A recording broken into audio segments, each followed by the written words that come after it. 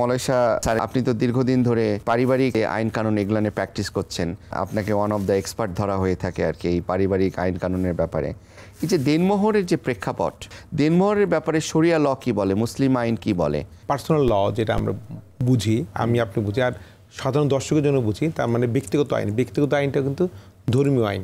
যেমন ধরেন মুসলিমদের জন্যই শুধুমাত্র দেনমোহর। এই দেনমোহরের বেস কোথায়?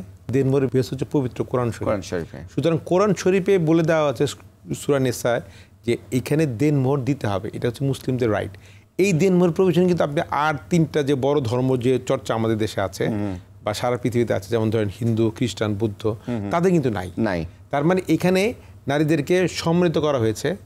এবং ওই সময় যখন হযরত মুহাম্মদ সাল্লাল্লাহু আলাইহি ওয়াসাল্লামের সময় যখন এই প্রভিশন তৈরি হলো বা কোরআন যখন নাজিল হলো আমাদের পৃথিবীতে, তখন তাদেরকে নারীদেরকে অধিকার দেওয়ার জন্য এবং নারীদেরকে সম্মানিত করার জন্যই এই দেনমোহর সিস্টেম তৈরি করা হয়েছে। এটা কিন্তু যুগের প্রয়োজনে যে ব্যাখ্যাই দেখ, কিন্তু যখন প্রয়োজন যখন তৈরি হয়েছিল তখন নারীদের জন্য একটি রক্ষা কবচ ছিল, নারীদের জন্য একটি সম্মানের জায়গা ছিল। এবং ওইখানে কিন্তু বলা আছে যেমন ধরেন নারীর নিরাপত্তা, এইটা নিরাপত্তা। আবার ধরেন ওইখানে কিন্তু বলা হচ্ছে পরিমাণটা বলে দিচ্ছে, সর্বনিম্ন যেটা সেটাও বলে দিচ্ছে।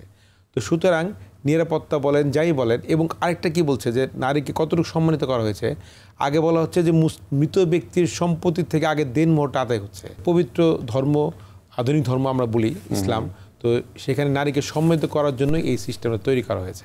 এটা হচ্ছে আমার থিঙ্কিং। এবং বলা হয়েছে যে খুশি মনে দিতে হবে, অবশ্যই। এবং এটা কিন্তু খুশি মনে দেওয়ার বিষয়। এবং এইখানে কিন্তু একটু বলেই রাখি, এটা কিন্তু চাওয়ার বিষয়টা কিন্তু একমাত্র ওই ভদ্র মহিলার।